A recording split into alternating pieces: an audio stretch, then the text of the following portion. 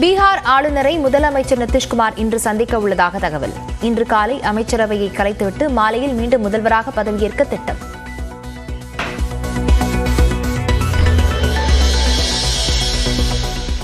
எட்டு நாள் பயணமாக ஸ்பெயின் நாட்டிற்கு புறப்பட்டார் முதலமைச்சர் மு க ஸ்டாலின். ஐரோப்பிய நாடுகளின் கவனத்தை ஈர்த்து முதலீடுகளை பெறுவதே இலக்கு என பேட்டி. இந்த பயணத்தின் மூலமா ஐரோப்பிய நாடுகளோட கவனத்தை ஈர்த்து அந்த நாடுகளில் இருந்தும் முதலீடுகளை பெருமளவு ஈர்க்க முடியும்னு நம்புகிறேன். திமுகவுடன் காங்கிரஸ் மேலிட பொறுப்பாளர்கள் இன்று ஆலோசனை. நாடாளுமன்ற தேர்தல் தொகுதி பங்கீடு தொடர்பாக முக்கிய பேச்சுவார்த்தை.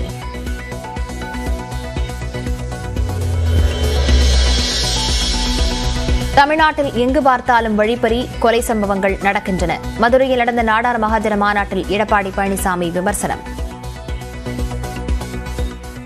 பாதுகாப்பில்லாத ஒரு சூழ்நிலை, எங்கே பார்த்தாலும் கொலை, கொள்ளை, திருட்டு, வழிப்பறிவு நாள்தோறும் நடந்த வண்ணம் இருக்கின்றன. அச்சப்பட்டு கொண்டிருக்கின்ற நிலையிலே பார்க்கின்றோம்.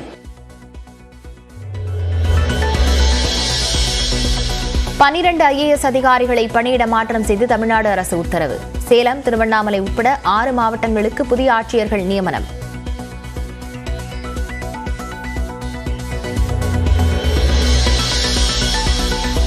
தஞ்சை மாவட்டம் திருக்கானூர்பட்டியில் புனித அந்தோணியார் கோயிலில் களை கட்டும் ஜல்லிக்கட்டு போட்டி. 700 காளைகள், 350 மாடுபிடி வீரர்கள் பங்கேற்பு.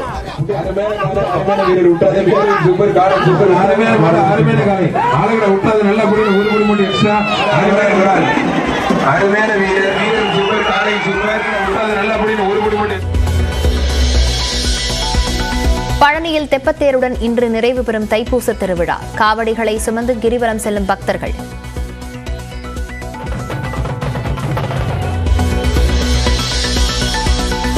மதுரை MKபுரத்தில் திமுக வட்டச் செயலாளர் வெட்டி படுகொலை. வீட்டுத் திண்ணையில் பேசிக் கொண்டிருந்த போது சரமாரியாக தாக்கிவிட்டு தப்பியோடிய கும்பலுக்கு வலைவீச்சு.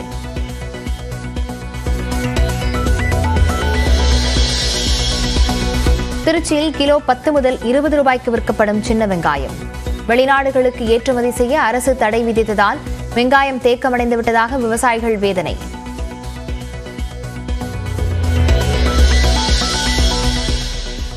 தேசத்தந்தையை அவமதிக்கவில்லை என ஆளுநர் RN ரவி விளக்கம். மகாத்மா காந்தியின் போதனைகளே தனக்கு வழிகாட்டுவதாகவும் அறிக்கை.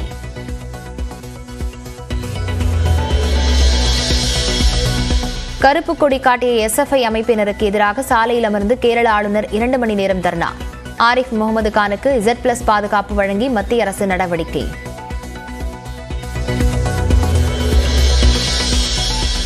மேற்கு வங்கத்தில் காவல்துறையின் தடையை மீறி ராகுல் காந்தி இன்று யாத்திரை. உரிய பாதுகாப்பு வழங்கக் கோரி மம்தாவுக்கு காங்கிரஸ் தலைவர் கார்கே கடிதம்.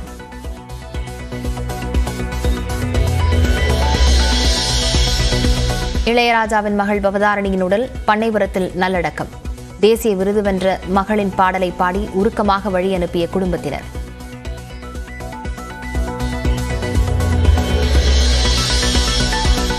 தென்காசி மாவட்டம் புளியங்குடி அருகே சிமெண்ட் லாரியும் காரும் நேருக்கு நேர் மோதி விபத்து. 6 பேர் நிகழ்விடத்திலேயே உயிரிழந்த பரிதாபம். ஆஸ்திரேலிய ஓபன் ஆடவர் இரட்டையர் பிரிவில் பட்டம் வென்ற போபண்ணா இணை.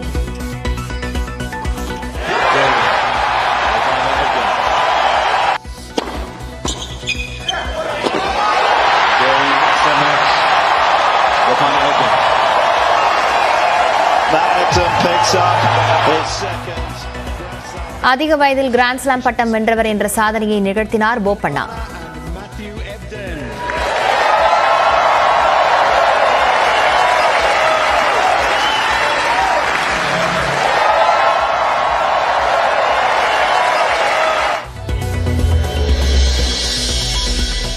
ஹைதராபாத்தில் நடக்கும் முதல் டெஸ்ட் போட்டியில் வலுவான நிலையில் இந்திய அணி. 2வது இன்னிங்ஸில் 6 விக்கெட்டுகளை இழந்து இங்கிலாந்து அணி தடுமாற்றம். டெல்லியில் உள்ள கல்காச்சி கோயிலில் மேடை சரிந்து விபத்து. ஒருவர் உயிரிழந்த நிலையில் 17 பேர் காயம்.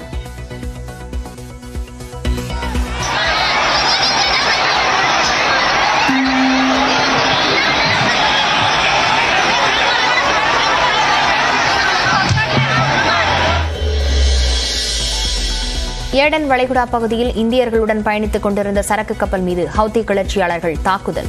எண்ணெய் கப்பல் கொழுந்துவிட்டு எரிந்த நிலையில் அணைக்க உதவிய இந்திய கடற்படை கப்பல்.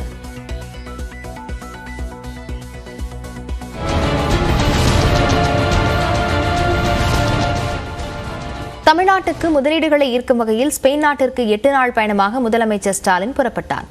ஸ்பெயினில் நடக்கும் முதலீட்டாளர் மாநாட்டில் பங்கேற்கும் ஸ்டாலின் பிப்ரவரி 7ஆம் தேதி சென்னை திரும்புகிறார். தமிழ்நாட்டிற்கு புதிய முதலீடுகளை ஈர்ப்பதற்காக முதலமைச்சர் மு.க. ஸ்டாலின் சென்னையிலிருந்து ஸ்பெயின் நாட்டிற்கு 8 நாள் பயணமாக நேற்று இரவு புறப்பட்டார். முன்னதாக வெளிநாட்டு பயணம் குறித்து சென்னை விமான நிலையத்தில் செய்தியாளர்களிடம் முதலமைச்சர் பேசினார். திராவிட மாடல் அரசின் 1 டிரில்லியன் பொருளாதார இலக்கை எட்டிவிடும் முயற்சிகளில் ஒன்றாக நடப்பாண்டின் தொடக்கமே உலக முதலீட்டாளர்கள் மாநாடு வெற்றிகரமாக அமைந்ததாக குறிப்பிட்டார். இதற்கு முன் ஐக்கிய அரபு நாடுகள், சிங்கப்பூர் மற்றும் ஜப்பான் நாடுகளுக்கு மேற்கொண்ட சுற்றுப்பயணம் மூலம் 17,000க்கும் மேற்பட்ட வேலைவாய்ப்புகளை உருவாக்கும் 7,442 கோடி ரூபாய் முதலீடுகளுக்கான புரிந்துணர்வு ஒப்பந்தங்கள் மேற்கொள்ளப்பட்டுள்ளதாக தெரிவித்தார். 7,442 கோடி ரூபாய் முதலீடுகளுக்கான புரிந்துணர்வு ஒப்பந்தங்கள் மேற்கொள்ளப்பட்டன. இந்த புரிந்துணர்வு ஒப்பந்தங்களுக்கு வேகமாக செயல் வடிவம் கொடுத்தால்தான் பல நிறுவனங்கள் தங்களோட தொழிற்சாலைகளை தமிழ்நாட்டில் நிறுவ தொடங்கியிருக்காங்க.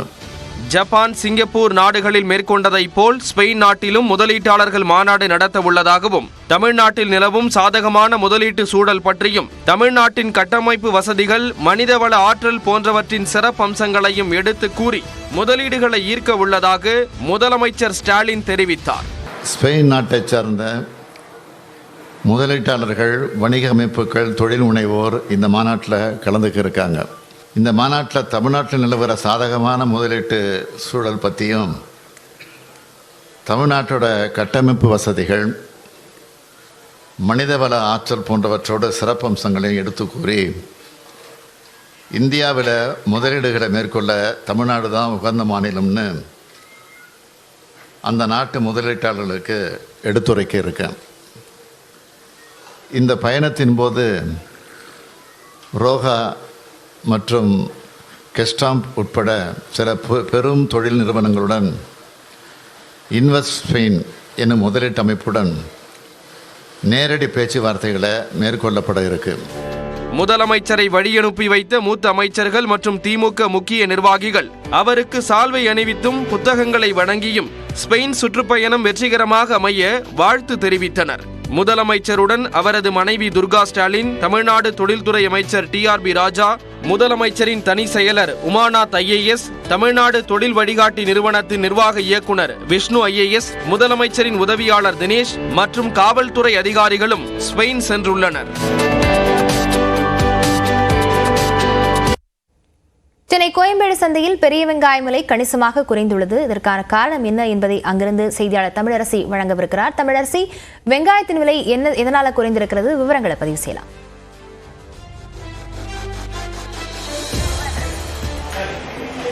லாவண்யா, கோயம்பேடு சந்தையில், காய்கறி சந்தையில் காய்கறிகளின் விலை கணிசமாக குறைந்திருக்கிறது. பொங்கல் பண்டிகைக்கு பிறகு இந்த காய்கறிகளின் விலை தொடர்ந்து குறைந்து வருகிறது. இந்த விலை குறைவுக்கு முக்கிய காரணம் வரத்து அதிகரித்திருப்பதன் காரணமாக, அதாவது டிசம்பர் மாதத்திலிருந்து மார்ச் மாதம் வரை காய்கறிகளின் விளைச்சல் அதிகமாக இருக்கக்கூடிய காலகட்டம். எனவே இந்த காலகட்டத்தில் வரத்து அதிகமாக இருக்கிறது. எனவே காய்கறிகளின் விலை கணிசமாக குறைந்திருக்கிறது. குறிப்பாக சென்னை கோயம்பேடு காய்கறி சந்தைக்கு தினசரி வெங்காய வரத்து என்பது 1400 டன்னாக இருக்கிறது. இதன் காரணமாக கடந்த வாரத்தில் 50 ரூபாய் 60 ரூபாய் வரை விற்கப்பட்ட பெரிய வெங்காயத்தின் விலை இந்த வாரம் 20 ரூபாய் வரை குறைந்திருக்கிறது. அதேபோல சின்ன வெங்காயத்தின் விலை கடந்த சில வாரங்களுக்கு முன்பு கிலோ 100 ரூபாய் வரை விற்கப்பட்டது. தற்போது அது 35 50 ரூபாய் அளவு என்ற அளவில் குறைந்திருக்கிறது. அதேபோல தக்காளி விலை, மற்ற எஞ்சிய பச்சை காய்கறிகளின் விலையும் கணிசமாக குறைந்திருக்கிறது என்று சொல்லலாம். குறிப்பாக தக்காளி விலை 30 25 ரூபாயாகவும், அதே போல முள்ளங்கி 25 ரூபாயாகவும், பீன்ஸ் 30 ரூபாய்க்கும், அவரைக்காய் கிலோ 20 ரூபாய்க்கும், பீட்ரூட் 25 ரூபாய்க்கும், முட்டைக்கோஸ் 15 ரூபாய், அதே போல மிளகாய், இஞ்சி என பெரும்பாலான காய்கறிகளின் விலை குறைந்திருக்கிறது. கேரட்டின் விலை அதே நிலையில் நீடிக்கிறது. இந்த விலை குறைவு என்பது மார்ச் மாதம் வரை நீடிக்கும் என வியாபாரிகள் தெரிவிக்கின்றனர். இந்த இன்னும் வரக்கூடிய நாட்களில் இந்த காய்கறிகளின் விலை என்பது மேலும் அதிகரிக்க வாய்ப்பிருப்பதாகவே வியாபாரிகள் தெரிவிக்கின்றனர். எனவே இந்த விலை குறைவு என்பது இன்னும் சில மாதங்கள் நீடிக்கும். அதே போல தற்போது கிலோ 20 பச்சை காய்கறிகளின் விலை கிலோ 20 30 ரூபாய் என்ற அளவில் விற்கப்படுகிறது. இந்த விலை என்பது மேலும் குறையக்கூடிய வாய்ப்பு இருப்பதாக வியாபாரிகள் தெரிவிக்கின்றனர். இதன் காரணமாக கோயம்பேடு பொதுமக்கள், அதாவது காய்கறிகளை வாங்க வரக்கூடிய பொதுமக்கள் மகிழ்ச்சி அடைந்திருக்கிறார்கள் என்றே சொல்லலாம். லாவண்யா, காய்கறி விலை குறைந்திருப்பது குறித்த விவரங்களுக்கு நன்றி தமிழரசி.